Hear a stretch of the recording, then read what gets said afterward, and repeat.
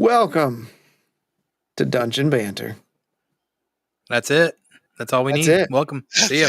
Yeah, absolutely. We're just testing to see if this works. Can you hear me? That sounded like a party at that little tavern. I kind of want to go where that's going on. It is pretty crowded. The fire was burning. It's a lot going on there. It gets a little more raucous the longer it goes on. So there is that. Julia is here to watch some Dungeon Banter. Can't wait to see the communication going back and forth. But here we are for the first episode. Jehovah, lead us into this. Yeah, absolutely. So we've got the amazing DM Drastin, the fantastic Fanboytone, and then just Jehovah here. And this all started as a brainstorm when I first started with 70 Dungeons. I always wanted to do a show where we could just talk about all the medieval fantasy nerddom that's out there. And Drastin has been gracious enough to not only give me a platform to do that with, but also join me in that talk. And it really started to take shape a couple months ago when Tone and I started doing a lot more interactions with each other one-on-one. And I just can't think of a better group of two guys to hang out on a Wednesday night with for an hour and talk about our favorite things. And I mean, let's be honest, we do this anyways, right? We just do it in like chat form or sitting around a table drinking a beer or something. So it's... Yeah. And one of the best parts about it is literally, I mean, some of the stuff that we have said to each other, we would never say out in public. And I have a feeling that it's about to become public. Yeah, exactly. I know. Right. We have to put on the public filter now. So good luck with Tone. I did not sign up for that. Yeah, it was in your contract. Did you not read it when you signed up for this one? I didn't think you were supposed to read it. It was like those 28-page Apple ones. You're not supposed to read them. Right. So IPAs all around, Julia says. So she's throwing shade first. Right. Absolutely. I'll stick with my orange soda. Yeah, I wish I had a soda. That sounds nice. I actually should save one of those IPAs I got from New England for the Truth Beer Consequences folks, because I think I enjoy it a lot, but I think that is one that they could say. I think the IPA drinkers in that group would enjoy that. But yeah, maybe. So Fanboytone, what are we doing tonight? Jehovah, what are we doing tonight? So we are here to a couple of things, really. First of all, to inaugurally kick off this new content and we've been talking for a while. Honestly, me and Dras have been talking about wanting to mix some content together with B&B and 7D.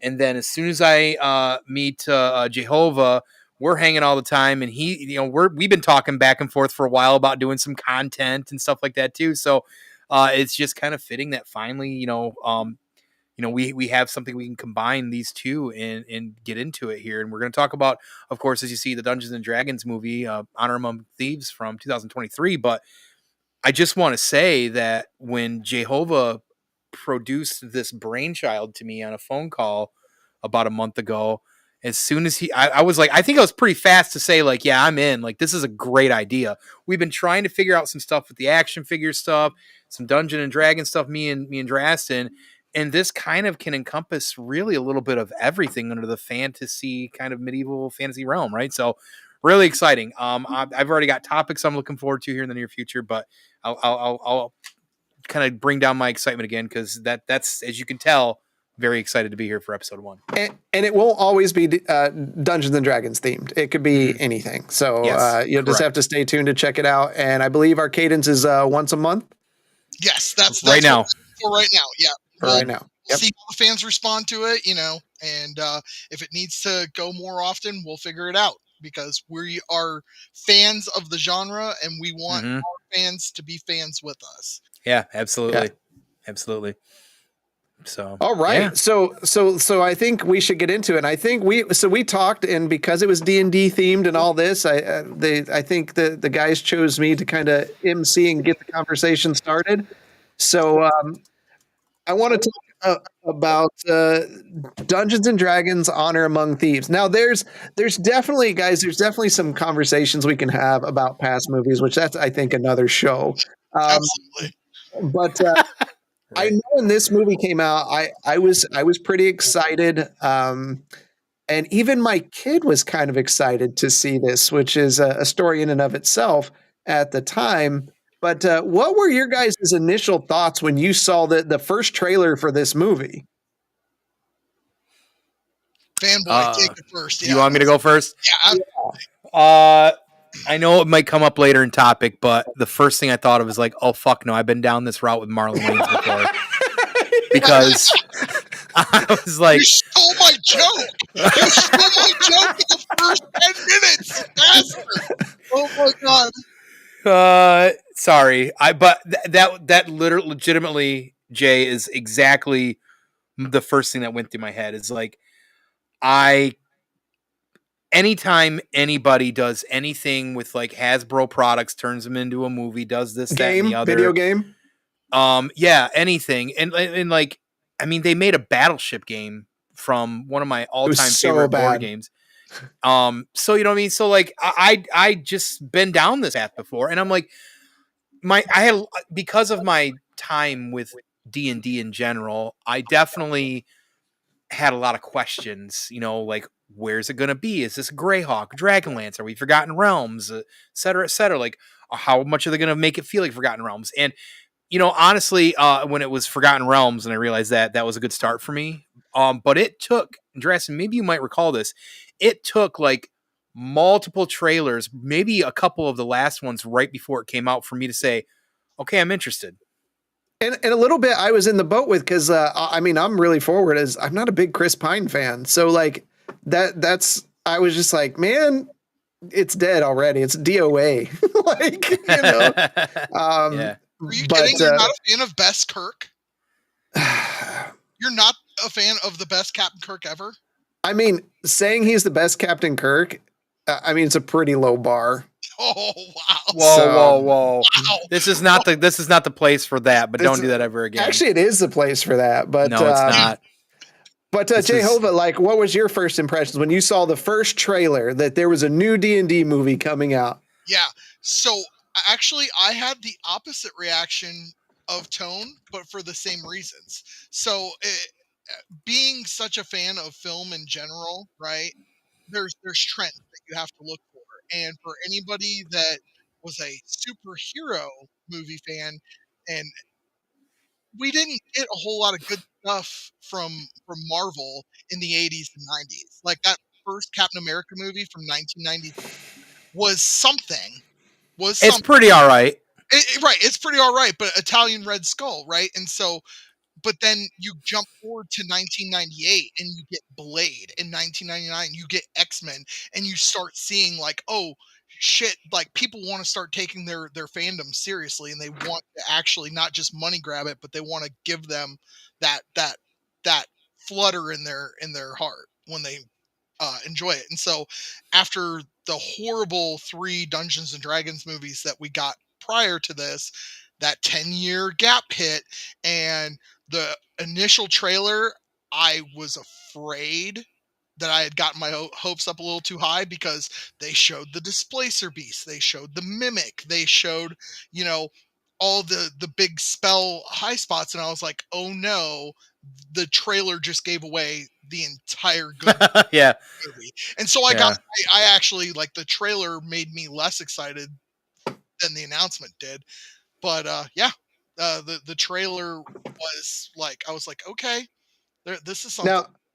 Now this movie went on worldwide. It made $205.5 million, which was considered a loss, because they spent they had $150 million budget, and they about $60 million in ad revenue as such.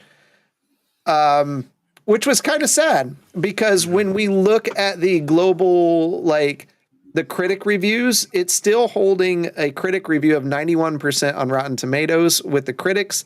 And after 2,500 reviews on from users. It's 92%, which is really high for a movie that quote unquote bombed.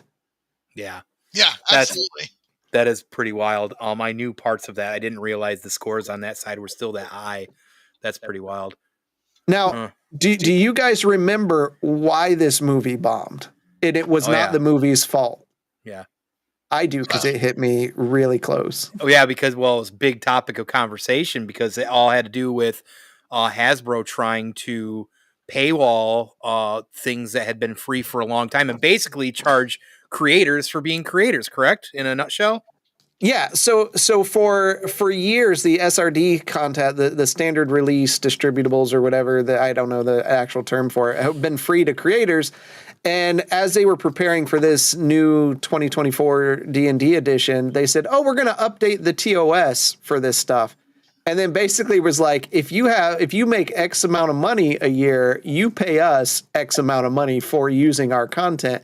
And they did this a month before the movie was going to come out. So boycotts came. Mm-hmm. And it was like, oh my God, it's not the movie's fault. You know? What was your thought? Like Jehovah, I know you were probably in that, but like, what were your thoughts when like boycott time came around? Because people were really pissed. Like, what were your thoughts about the movie? Were you going to boycott the movie?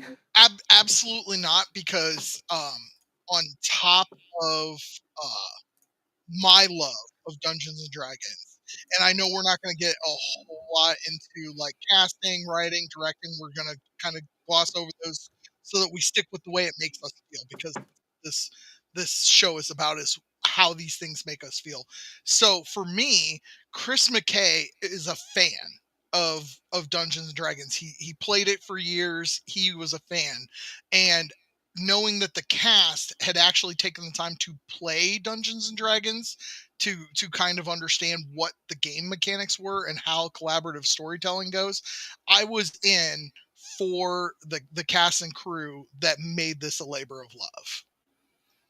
And when you're also talking about why this movie failed, there is also another thing that people are forgetting.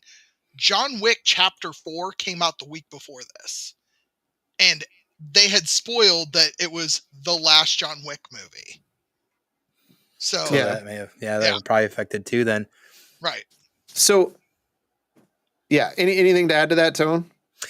Well, I guess no. I definitely remember the boycotts. That, a lot of people didn't want to go see it. Everybody was mad at Hasbro. They were boycotting anything Hasbro that was D&D related. So, that being said, do we know?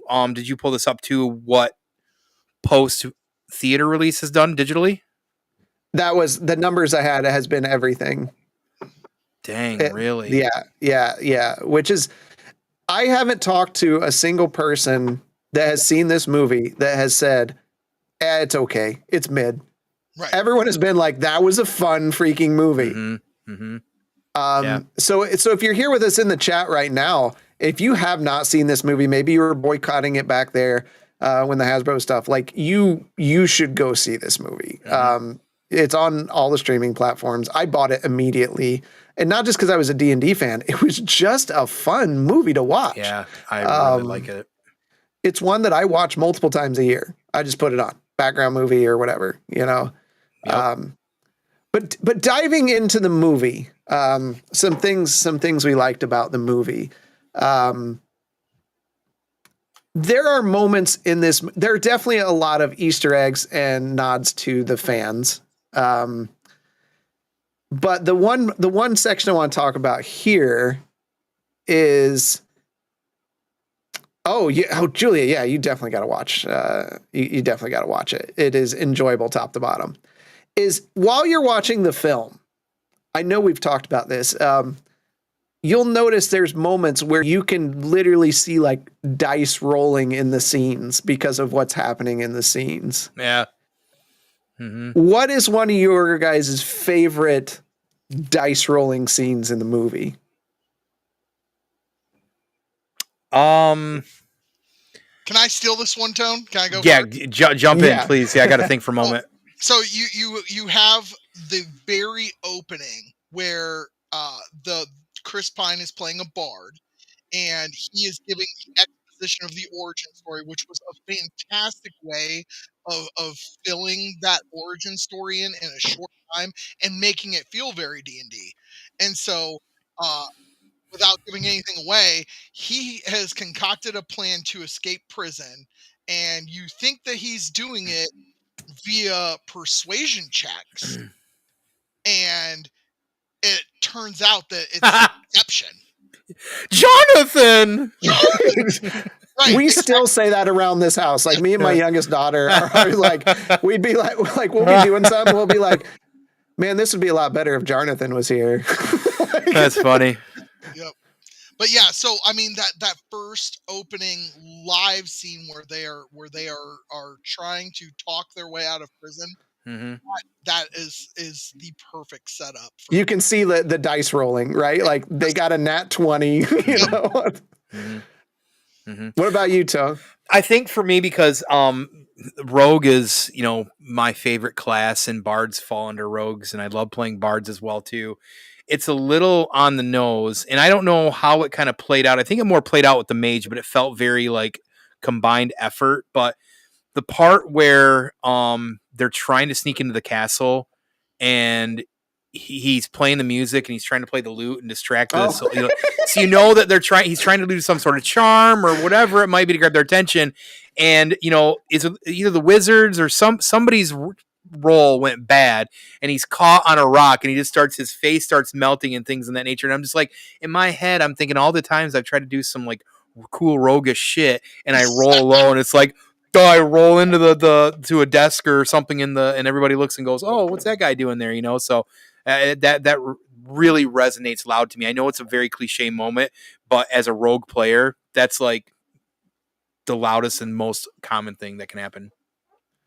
Yeah, for me, it's when they get captured and they're going to be executed in the back alley, and the barbarian is improvised weapon, slam it on the ground. Yeah. But the dice roll part of that is the bard failing his rolls, and he's trying to cut the ropes, and it's just not going. and I've been in those moments playing D&D where you're like, oh, come on, I want to be part of this. And you're there still cutting your ropes because you keep failing your rolls. That's such a great scene. Created those moments for the rest of us. Don't lie. Speak with Dead. As Mike says, Speak with Dead. That first Speak with Dead. Holy crap. I was rolling in the theater because like that hit home really hard. Yeah, it's pretty brilliant. I mean, that's like anything. It's like if you had like the you find the genie and do the 3 wishes and you mess up like the first 2 wishes, you know what I mean? Like that entire scene was fantastic. Well, a lot of our particular with the Shadow Spark Chronicles on one day with the Light on Sparkers, it reminded me of when we get thrown a puzzle that Drastin said, like, I literally Googled puzzles for 3rd graders playing D&D for yeah, figure it out. I'm like, it's always that one wrong spell or that one bad roll. You guys act like you got handed Rubik's cubes. You got 5 minutes. So on top of that, like I mentioned, there are a lot of Easter eggs in the movie. What's one of the favorite Easter eggs that you had in the movie? Oh man. I got to think for a minute because I got one too. Or let's just start listing some of the Easter eggs off for maybe those that. Well, I mean, I mean, of course they're going to name drop Elminster. That was really great. I think you have to. What's he doing? He's biting. He's holding on to his. Okay, go ahead, my friend. The Dungeons and Dragons cartoon cast being. Oh yeah, in the arena. Oh my god, that happened in the theater. I literally squeaked like a 5-year-old boy. I was so like, because I grew up on that cartoon. Yeah, same. Favorite episode of it is episode 2. The Beholder. Like, oh my god, and to see those kids now as teenagers and young 20-somethings, like still trapped in the dungeon world. I'm like, okay, are they going to drop Dungeon Master on us? Please tell me they're going to drop Dungeon Master on us. And I was like, okay, we'll see him in the second movie. Yeah, that's funny. I'm trying to think. I know there's another one I'm not thinking of too. there was some name drops outside of Elminster that I caught, 1 or 2 maybe.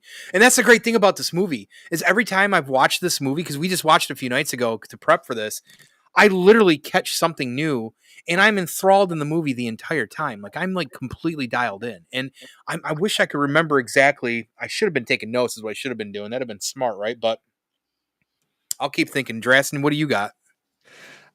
Probably my favorite is the intellect of ours. It's such a small scene. You'd say that. But like the thing is in my head when I'm watching that scene, I'm going, okay, warlock, bard, going through the classes, and none of them are intelligence classes because the sorcerer is a charisma class. And so when the intellect of ours walk by all of them and they're like, well, that's insulting. Yeah. Amazing. It's amazing. Amazing. Because I love intellect of ours is almost as much as Minimix. So that one's good. The rust monsters that are in the scene just for a brief moment when they're taking them into the alley to kill them. I'm pretty sure there's a mimic when they go to the village. There's like a cart full of clams they're carting off. It's just there. And you see a tongue come out. And I'm like, oh, there's a mimic in the cart. Oh, shit. Yeah, I actually, it's funny you say that because literally just when I watched that the other day, I noticed, I'm like, that's a big cart full of massive clams. I didn't catch the tongue coming out of it, though. There's a tongue that comes out. And I was like, I wonder if that's a mimic. Anytime there's massive clams, the tongue comes out. So. Yeah, absolutely. Absolutely. Man, Thanks I'm trying to think. Follow back.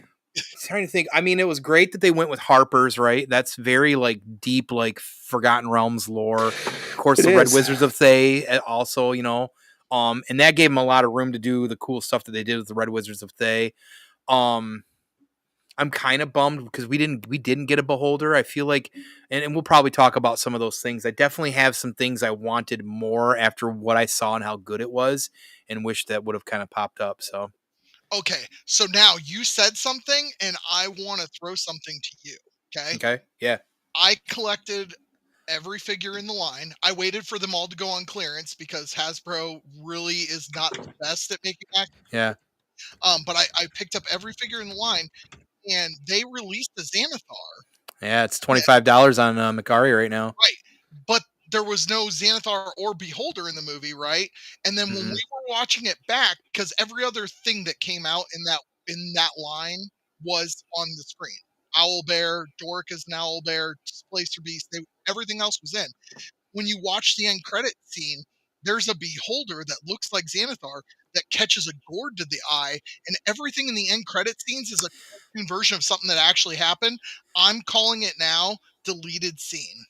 There's a deleted might have been right with either a Beholder that just looked like Xanathar, or Xanathar was supposed to be in it because his figure is the only figure that did not appear in the movie. Dang. Okay. No, I didn't catch that. Yeah. I've been meaning to pick that figure up, so you bringing that up is very weird right now. That's been very recent this week again. So on that topic, and I'm about to get real controversial. Great. We had Elminster. We had some name drops. We had Harper's. Why do you think they strayed away from? Don't say Drizzt Durden. Thank you. You said it.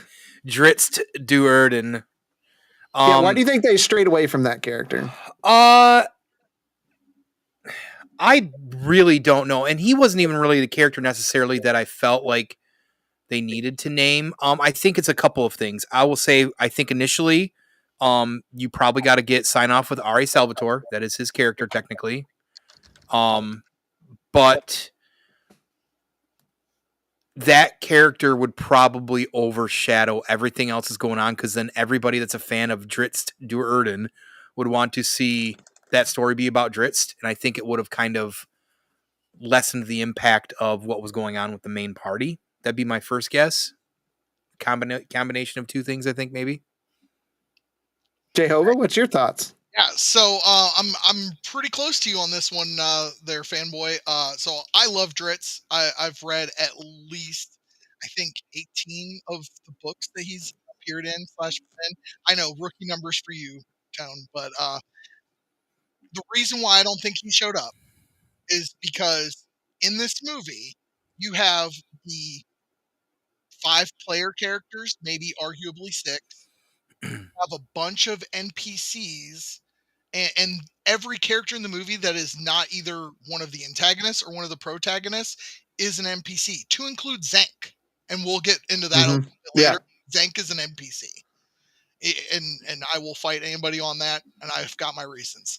But the reason Chris wasn't in it was because he did not fit the player character NPC BBEG role. You could not have put him in there as an NPC. The fans would have been pissed because none of the NPCs have personalities. They have quirks. They don't have personalities, they've got quirks. But the big bad evil guys and the player characters all have defined personalities, like them or hate them. And to go with that, I now as we're talking about it, I had to think about it. I was like, wait a second, I think he was originally supposed to be in that movie, and I was pretty sure he was, and yes, he was. He was actually supposed to be Zank, the Thay paladin. Mm-hmm. It fit with the way he acted. He was supposed. Yep, he was supposed to be that character, but the producers decided to remove Dritz due to an unspecified controversy surrounding the character, likely related to drow depictions, which is, we don't have to get into that, but we're not going to dive into that. I certainly could, but we won't. That's ridiculous and silly. But I thought, I was like, as we were talking about this, I'm like, wait a second, something's familiar here. And then I kept thinking about the character Zank. I'm like, that would have been a perfect Drit spot. And then sure enough, I do recall that now reading that. So, which he in itself was a very good paladin in every way. The walking the straight line thing, he's going to go over, he's going to go around it. He's going to go, he's going over it. And that's what's so great about that character is because he's not a character. He is the DM's NPC to help the party out for a difficult encounter / situation. Absolutely. Yep. And that's why I think that they just had him walk a straight line, because when a DM is done with an NPC, it's like, I just want to get them off the board so the party can continue. It was very meta. So having him just walk a straight, you're just gonna go straight over that rock there, I think that was like a perfect encapsulation of what a DM would do with a character after that. Very fourth wall in the way, yeah, for sure. Yeah. So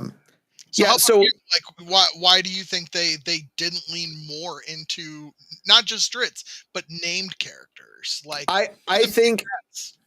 I think they were terrified, and let me tell you why that would be. I think when you haven't had a successful D&D movie ever, really, that has gone over well above like a 20% Rotten Tomatoes, you want to make sure this one hits a home run, and you want to play it a little safe. And by doing that, you don't go take one of D&D's most famous set of characters, whether that be Dritz or whatever, and throw him into a film that leans kind of comedic, and mess him up. Because if you mess him up, the boycotts just get stupid. So that's why I think it's just a playing it safe kind of thought process. Mm-hmm. Yeah, that's kind of what I think too. I think, listen, had they had Dritz in it, there could have been uproar from an entire group of people that wouldn't know what they were doing. They just want to be in an uproar. And then you would have had people like me microscoping the entire thing or scoping the entire thing to see how good is this character, right? Have they ruined it? Have they, kind of tarnished its legend? So, I think you want to kind of establish yourself and show, hey, no, we got something here, and then maybe down the road we'll give you some more nuggets. I mean, name dropping Elminster is perfectly fine, keeping a thing like that. I think. And again, I don't know if we'll get around to it, but like I definitely have some more things I wish that they would have done with this movie to make it feel more Realms too. Well, let's get into that. What would be, because we want to be fair, we've talked about what we liked about the movie and some of the little things that were enjoyable. What are things that we either didn't like about the movie or like would have changed about the movie? Well, who do you want to go first, Jay? Do you want to go first? We'll go Jehovah first this time. So he was sitting there very still, like a good boy. Yeah, it's very hard for me because the ADHD is my superpower. Like literally, I've got action figures on my desk right now, and it's taking everything not to like move to Same. Right. Oh, I'm fiddling with an ink pen, so yeah, I'm right there with you. So things that I didn't like about the movie. Okay, I'm gonna say one. They missed a huge fucking opportunity with the end credits. Okay, I sat there, and then they have the end credit scene is literally the corpse sitting up, and he's like, "Somebody please ask me another question," and it was good, right? Yeah. I wanted to see for the end credits was everybody sitting around at the table as their Yeah. player characters, and the DM was Hugh Grant, and his girlfriend is standing over him, and it's Rachel Head, who was Yep. the wizard, and he was like, "Hey guys, thanks for coming and introducing everybody and having everybody as what you're picturing the player looks like in regards to their character." So like when I picture Chris Pine, right, like as the player that's playing, Edgin, like he is the guy in his 40s that still wears the leather jacket unironically, and wears his favorite heavy metal t-shirt, and is still trying to be like the badass and toning it down, Whoa. in his character. And then Doric, the tiefling druid, like I just picture her with like, the half green, half purple hair and the nose piercing, and like her boyfriend, who is played by Justice Smith, is introducing her to D&D as well. And that was a missed opportunity for me, because It really was. at that That's point a pretty neat idea.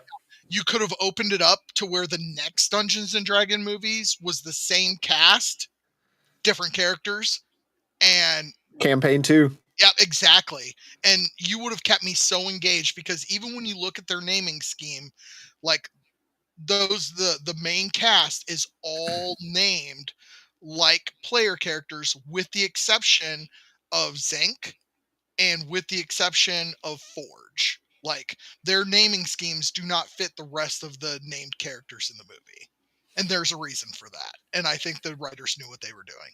That's Yeah, pretty clever, though. yep. Yeah. Missed opportunity with the end credits scene. But other than that, no real complaints or changes. I like that. I like that a lot, actually.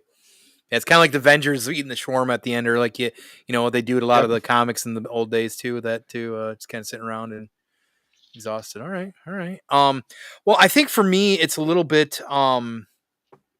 It's because of my true love for the realms. What drew me to the Forgotten Realms, is, and you don't really see any of it temple wise, or hardly touch any of it in this movie, and it's a shame, but there hardly feels like any pantheon presence. The pantheon and the gods in Forgotten Realms are literally the lifeblood of the Forgotten Realms in some sort of way. There's always meddling. There's avatar versions. Like we didn't get really any avatars that we know of. We didn't, get any real god mentions, or see any temples, or see any like people who are devout worshipers of their gods really necessarily. So, I just felt like that kind of was like kind of missing that little extra layer or two of really just making it feel like, hey, yes, it's a D&D movie, but it's in the fucking Forgotten Realms where it should be, right? So that would be part of it. I do feel like we should have got some more character name drops. Like I get it, like though I would have loved Dritz in it, or name drop a Dritz.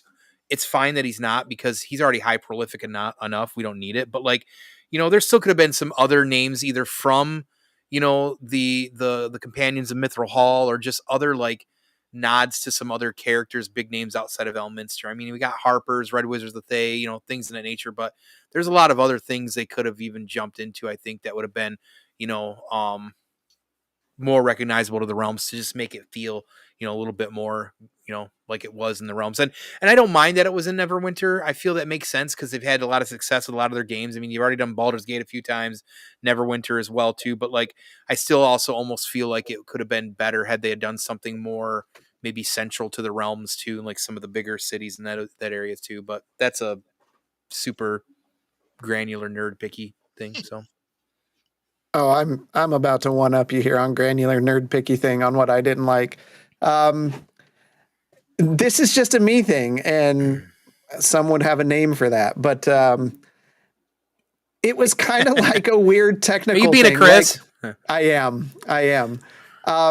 When like Dornick's going in and sneaking in, she used wild shape like 30 times. And it's like, you don't have that many slots. You can't do it that much. Like, Wait, hold on.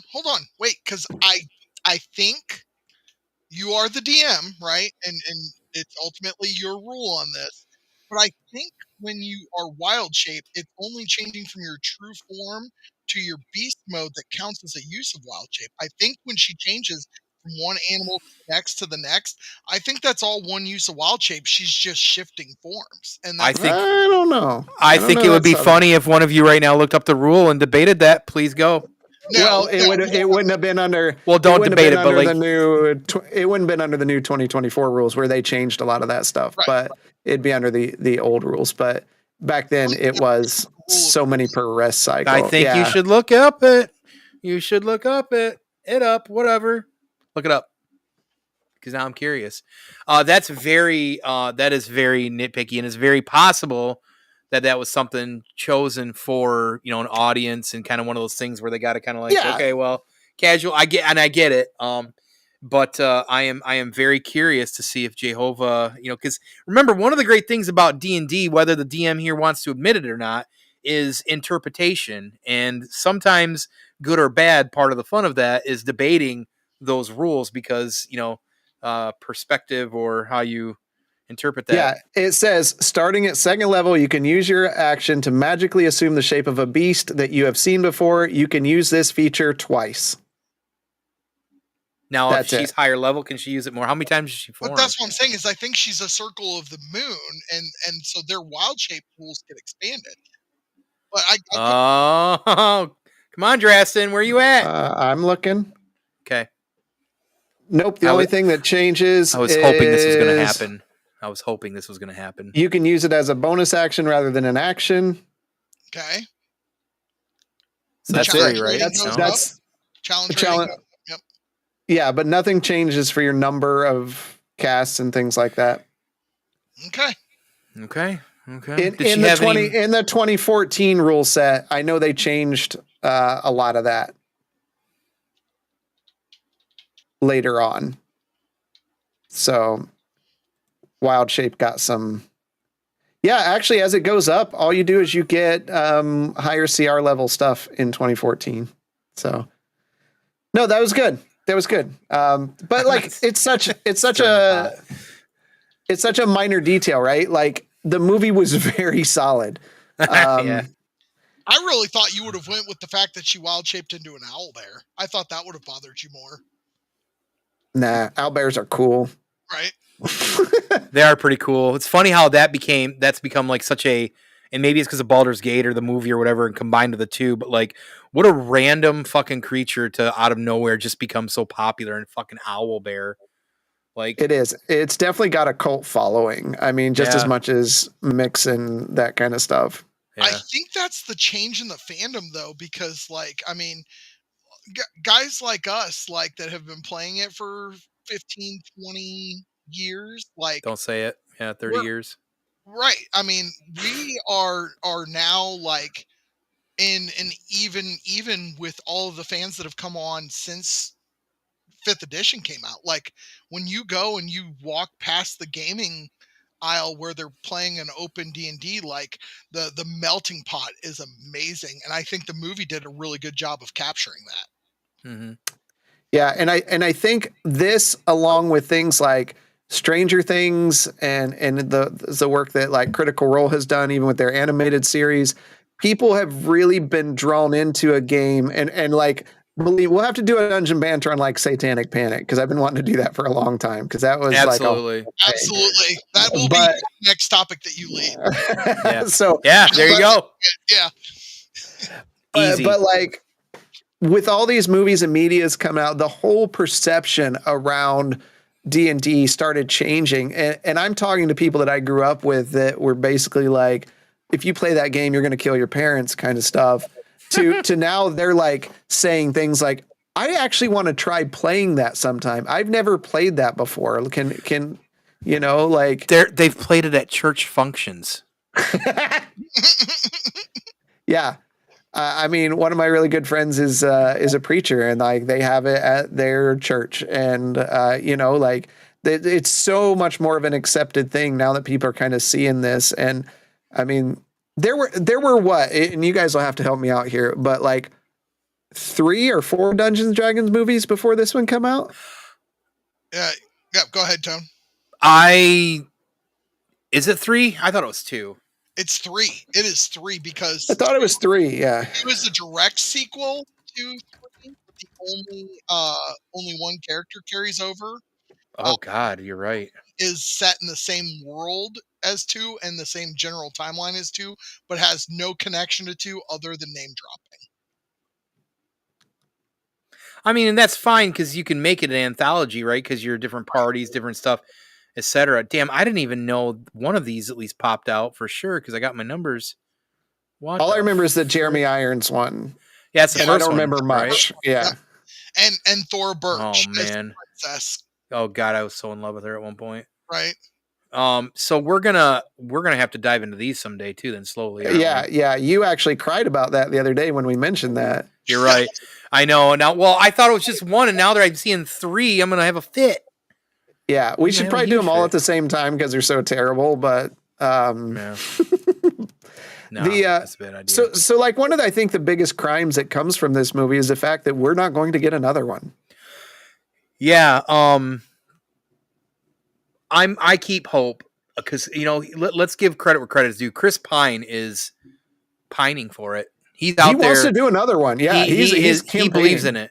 He believes in it. So you got to have somebody like that being able to do that. And listen, like I think that this cast was great. I was really skeptical about even Michelle Rodriguez. She was the perfect barbarian and all. Like she was so great. Yeah, as I've watched it again. Because I watched it like 2 months ago, right? And then we talked about doing this, so I watched it. Me and Britt sat down and watched it last weekend, and it's just like, man, she was a character I think I kind of zeroed in more on this time because I don't know. Sometimes those kind of characters like barbarians aren't always ones that I gravitate to, right? So I really paid extra with her, and I was like, damn, like she really does a good job with this character. It's the only character that you can see the flaw from the character sheet, and it's her love of potatoes. Like she has or is that her bond? I mean, I would say it was a flaw because she has like an obsessive love with the potato stuff. Like, so what's really funny is can't you see like whoever the player is that wrote up Holga Kilgore? Like number one, the name immediately sounds like somebody that is playing their first or second ever character, right? True. Yeah. Okay. And then they're like, okay, now you need a weird quirk. And she's like, I love potatoes and I will beat somebody up over potatoes. Yeah. And then the DM's like, okay, now what happened in your life that was so tragic that you are now adventuring with this group? And she goes, well, I fell in love with a halfling and my tribe kicked me out. And he's like, okay, well, if you're in love with a halfling, is he going to travel with the party's NPC? And she's like, oh, no, like he dumped me after that because I became a drunk. And you're like, wow, that's a good back. Right. But whereas like Edge and Edgins is so deep and detailed and Simons is so deep and detailed that it's like, wow, okay, so these are the guys that this is their 18th time playing. Right. That's kind of fun because now you keep talking about the archetypes and the players and stuff like this.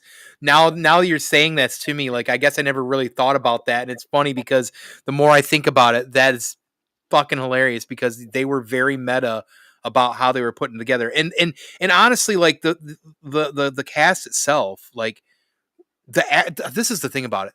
Not only is the movie good, but the acting is good from everybody. There's buy-in from everybody. Yes. I mean, we haven't even covered some of my favorite scenes yet, for Christ's sake, like seeing the Underdark and all this other stuff. Like, you know what I mean? Like all this that entire scene, which now makes even more sense because they're Underdark, why it wasn't Dritz is weird. But that entire, like, that whole process of time with him and just to get and see this awesome fight scene of like a high level character just make work of all these guys was so well choreographed and awesome. But I say all that to say, I really felt like Hugh Grant can still fucking act. And I know this is Yeah. like, I mean, if you've not seen Heretic yet, what a great movie, and it can show that he's still got amazing range.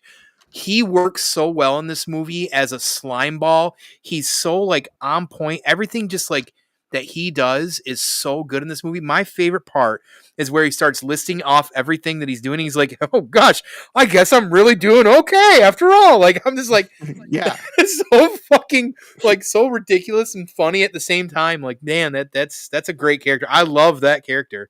he plays a great high charisma rogue. That like he's bad, but like his outer appearance is like, this guy can't be that bad. Right, so it's right.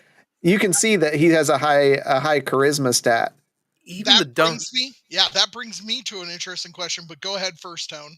I was just gonna say, even the dumb bit where with the tea, he can't drink tea. He's like, this tea is incredibly hot. Like he's, Yeah. and then she sticks her finger, and he's like, well, I didn't know you're gonna stick your finger in it. So he's like, I'll save that for later. So it's just so small little detail and very very entertaining. So I think you guys just picked up on something that I didn't realize until now. Just like I woke up the archetypes for the players versus characters for you. Everybody, all of the player characters and all of the big bads all have a dump stat. What is your favorite character, and then what's their dump stat in your opinion? Oh, that's funny. Simon's his intelligence. That's pretty easy. His intelligence is not high for being a sorcerer. Yeah. And is Simon your favorite character? No. Okay. I don't know who I like. I don't have a favorite. They worked so good as a unit. So this would go back to my minor beef too, is Chris Pine's Bard was probably the least bardy bard of ever. Like he didn't cast spells. He didn't really do. He wanted the rogue stats. Yeah. So I would say if I was to pick a favorite good character on here, it would probably be the Barbarian. Like I thought she nailed the Barbarian, and how, like, without being that, because she wasn't that. A lot of people when they play a Barbarian, they play the stereotypical "me Barbarian, me hit you in head." She didn't play it like that. Did she have? Yeah, she dumped charisma. She had no charisma. Right. Yeah, absolutely. But everything else was great. Right. Yeah. Mm-hmm. So how about it, Fanboy? Who was your favorite character, and what was their dump stat? I'm actually, as much as like sometimes I hate dealing with paladins, I really liked the character Zinc. I don't know why I did, but no, I don't think he's my favorite character. I do believe, and this is going to sound very, I think again, cliche, but it's very me. I did love Chris Pine's character, Eddington. I always say it wrong. Edgin. Because it's the rogue in me, man. And like, I agree. I think that he's not very bardy, that he should be. There's moments where he picks up the loot after they leave Holga's past and they start singing the song and it goes into a bigger song. I love that part because they're on the road. He's playing it. It's the way it should be, right?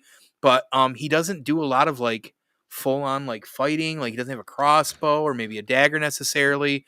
But I just really love, because I love all his dialogue. He's clearly the party leader, which is ironic because I think a lot of times what ends up happening because of either charisma or the talking, rogue characters kind of end up being like, yeah, there might be a leader-ish, but because the rogue typically ends up kind of wedging his way in there, it just kind of felt right. So as far as his dump stat, what is it that affects his luck?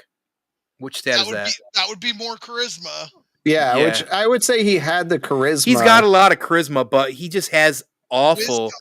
I think damn wisdom. luck. Maybe it is. Yeah, you're right. It is wisdom because he's not that he's stupid, but he just doesn't think things through. He doesn't. Yeah, he doesn't see. Like, which is ironic because he keeps moving around the 4 different plans. Well, that was plan A. Oh, that's not good. Well, now we're going to plan B. Well, plan B is in case plan C. You know what I mean? Like he's moving the plans around. So yeah, I definitely think it's wisdom for him. That's his.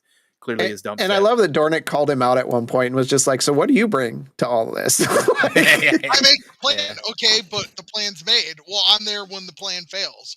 so you make plans that fail. Yeah, it's great. Yeah, it's great dialogue. It's so perfect. It's so very what it should be, which is very roguey. So yeah, I love it. So yeah, for me, it's on the nose, but I love that character. So I also love Ed. Ed and Holga's relationship reminds me of the two people that join a new D&D group together that they've already played before together, so they know how each other works in their character archetypes, but they don't know how the rest of the party works. And so there's just that much chemistry between them. I am going to argue with you guys, though. I think Ed subtly casts spells all through that thing. I think not only do you see him doing the bardic inspiration and the cutting words of a lore bard, right? I also think that you see him cast suggestion and friends, but the thing is that he's so subtle at it and he's so bard about it that it gets left out because he's literally talking to the people in the prison and lets them get close enough that he can grab an Aarakocra and jump out a window with them. If that wasn't a subtle casting of the suggestion spell or command, I don't know what it was, because he didn't. That was not a persuasion check. That was magic. Yeah, that could be. Yeah, that could be very well. Yeah. Could be. Yeah, I mean, he could have cast it with a stealth, check so that it wasn't noticed, like sleight of hand. But yeah, so I really like, because when we rewatched it, because that was my initial problem with him too, was I was like, he's really good at all the bard things, but there's no spell casting. And then I was like, wait a second, like, gotta look at it different. Yep, you gotta look at it different, because when you think about what a bard does, thank you, Britt, for the moment. I appreciate that. But when you look at what he does, like, it's very bard, because vicious mockery, there's no visual cue that it happens. Tasha's hitting character, there's no visual cues. A bard, when they are casting, they are the most subtle of casters. They are very, very very, very in tune with what's going on around them. They are the rogue of casters. If rogue is, because I've always said, there's the martial class and then there's their corresponding class. And so you've got cleric for paladin, you know what I mean? And you've got sorcerer for barbarian, and so you look at those classes, and a bard is the casting of a rogue. It's martial class. So can we like all appreciate that they didn't try to pigeonhole a love interest between Chris Pine character and the barbarian?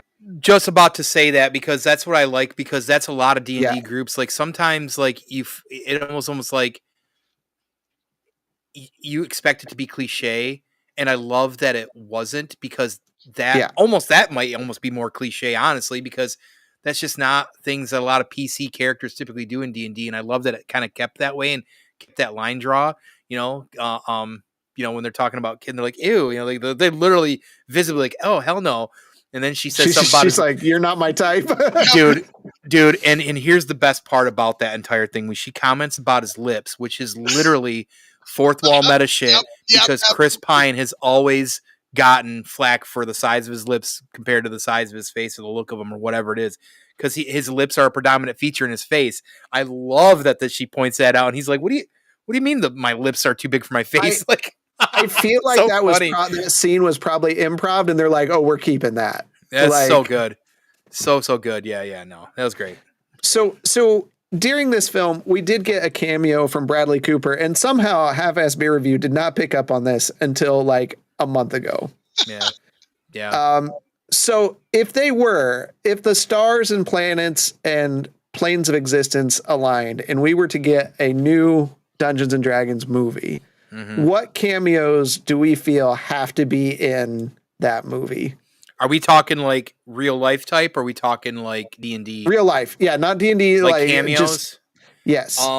I think, I don't know if you've ever seen the movie, and this is very much my humor, so I understand it, but I love the, the movie, the name of it was just right there. It's the Danny McBride, James Franco, Natalie Portman. It's a medieval comedy. Like I know which one you're talking about. The Knights of Badassery or something like that. Nope. Gosh darn it. It's the one where there's like a Yoda character, and he's like, Your Highness. Your Highness. Highness. Oh my Thanks, Blanco. fucking Yeah. God. Yes. I love that.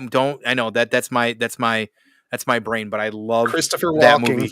So I think it would be funny to have like a Danny McBride, like just Danny McBride can be on the screen for 20 seconds doing a version of Kenny Powers in anything, and I'm gonna mark out super hard for it. So if they had him at least in that I think that would be great. Or maybe like a like a Patrick Stewart or Sir Ian Kellen would be pretty funny as well too, I think. Or anybody from Lord of the Rings is funny and make a bit about being fantasy, right? Okay. Oh God. Jehovah? He landed so close to mine with that last one. So number one, you're gonna have a barbarian tribe leader, and it's gonna be played by a not CGI'd but very, very current day Arnold Schwarzenegger. I knew you were gonna say that. Okay, so that's one. Okay. Yeah, I like that. Yep, that's one. And number two is you are going to go out there, and I don't care whether it is Critical Role or another one. I'd prefer Dimension 20. You have those guys show up dressed as their characters. Yeah, I think that was a missed opportunity not having Critical Role somehow involved. Well, and it feels like they really missed it, because when they do the battle game scene, when you had the D&D cartoon cast there, which I absolutely loved, and then you had the archetypes cast like in the third cell, where you only see the dwarf cleric, but they were all very much like archetypes. Like you could tell that their wizard was an elf, you could tell that their rogue was a human. They were just archetypes, and I was like, what a missed opportunity. And I'm surprised I did not think of that one when we were talking about things we would change, because if you'd have dropped the cast of Critical Role as their season 1 or season 2 characters, oh my God, like people would have went nuts. They would have broke their money goals just for that. And that's the thing, is Critical Role knows how to promote a D&D stream and knows how to promote themselves so well. Just them showing up to the premiere, I guarantee you would have gotten a couple $1,000,000. I mean, they did a Kickstarter for their cartoon, and it went into the multi-million dollars. Like, and it's amazing. Joe, as Julia said, Joe Magnilalio. That's what I was going to say. Joe Manganiello. You got to have Joe in there. I mean, Joe is such just a great human being in general, but like he's such a huge advocate of D&D and runs celebrity D&D sessions constantly. Like his games are famous. Vin Diesel is another one who is, if you haven't seen, what was it, Season of the Witch or something like that? Witch Hunter. Witch Hunter. That is his D&D character. That movie is based on it, Especially if you bring back Michelle Rodriguez for the second movie, you have to have a cameo. That would be pretty funny. I don't have magic items. I've got family. Yeah, right. Like, shit. That, I mean, you got to do this. And I think another one, and maybe some will disagree, but I think Stephen Colbert, man, let's get Colbert in there or something. Colbert's a super nerd, man. He deserves it. He should be cast as a high fucking elf in like an elven kingdom, like a high elf. Like, you couldn't get the words out of your mouth asking him to be part of that movie before he would have accepted. He would just do it. He would just be like, yeah, Matthew Lillard. There you go. Because The Rook and the Raven. You guys are throwing out some great suggestions in the comments. Thank you for participating in this. Yeah. So Channing Tatum. Yeah. doing an accent that changes every other. Oh God, he's doing a bit. Absolutely. No Channing. He does. God dang it. What? That's funny. We had Keanu Reeves. I mean, Keanu's in everything, so I'm fine with Keanu. He would still be a good mix into it, though. Keanu's probably busy filming the Knights of the Old Republic as Revan, so he might be too busy to do this show. Yeah, he's filming Constantine 2. Shut up your mouth. Yeah. I've been waiting 15 years for that movie. Okay, Julia just put Post Malone. Come on, now we're going a little too far. It's a little too far. Actually, I would love to see Post Malone as a drunken master monk. That gets us to Ed Sheeran being in Game of Thrones, though. That's a step too far. That's a step too far. No, well, I said if anybody I said if anybody said Ed Sheeran tonight, I was done with this shit. So I'm out. See ya. No. let's remove from scene here. Let's yeah, so I think there's some opportunity there. I wish now I'm hoping that, like you said, Chris Pine is really, and he really is legitimately pushing for another movie. I hope this is like a Guillermo del Toro with like Pacific Rim 2, right? I mean, we eventually got one of those. And wasn't he the one pushing? Am I mixing up my names? So no, he's been wanting to do a third one for a long time. Excuse me, that's more Hellboy, I guess. So I digress. So we want more of Del Toro in either of them. They would either do one or the other, but to do one, he was like, you got to let me do the other. And it's just never worked. Yeah. So, which is unfortunate. Yes. Trolling. Wow. Oh, she always trolling. Wow. You know, we make friends with our Cincinnati crew, and she just trolls. Just trolling. So yeah, that's kind of, you know, I can't, on a scale of 1 to 10, I would rate this movie. For me, it's a 9. It's a movie I watch more than one time a year, every year. What about you guys? I'm sitting right around a 9.925. I think if it would have just had more elements of, like I said, the realms, I think it would have been a near perfect movie for me. And in form of entertainment, I'm not saying it's a Martin Scorsese film by any nature, but I genuinely love watching this movie and would watch it over and over if I could. So for me, as a D&D movie, it probably, like, as a medieval fantasy movie, it rates like an 8 out of 10. It is up there. That's But fair. like I have very few complaints about the movie, but in the realm of medieval fantasy, when you hold it against, now remember, you got to hold it against what it's supposed to be versus what it was supposed to be, but like, funny, it's the funniest medieval fantasy movie, intentionally funny medieval fantasy movie I've ever seen. But when you hold it in the genre of medieval fantasy, you are comparing it against the original Lord of the Rings trilogy. You're comparing it against 13th Warrior. You're comparing it against a lot of those good movies. Why do you shake your finger, Boytone? Good point, because you know exactly what you're doing by saying that movie, because we love it, right? Right. That's funny. I know that 13th Warrior is going to have to be its own topic, because I could talk about I could talk about the movie, I could talk about the book, I could talk you're talking about Eaters of the Dead. Okay. Yes, Eaters of the Dead, exactly. Like I said, I could talk about the movie, I could talk about the book, I could talk about the sagas. Like, so I think one of the things the film did really well with, like you just mentioned, is it's rare that you play D&D and every session is like this serious toned thing. And I think there are sessions that are like that, but not the entire theme. A lot of it is laughing and making bits and jokes and stuff. And like, I know we encompass that on our own. But this, you shake your head.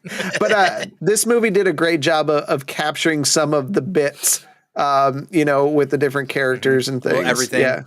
Yeah. I mean, because honestly, the story that was being driven, because listen, one of the best scenes, again, I think it's probably cliche, because that's part of, I think, what makes this movie really good, is it doesn't really try to be anything else. Right. But the moment when they talk about failing and failures, and you know, he has that moment of honesty with everybody and says, because I'm the biggest failure, you know, I've failed here, I failed here, you know, his wife's dead because of him, and he's lost his daughter, you know what I mean? So like, you know, they give him so much shit for all of his plans and everything he keeps doing and keeps going, because like, honestly, out of all the characters, he's the one that keeps going the hardest. He never gives up, right? And through all the bad, the good, the thick and the thin, he's still moving forward because he's trying to, you know, get his family back. And there's a lot of great levity in the film, but you know, when you strip it down to the core of it, there's a really good story there.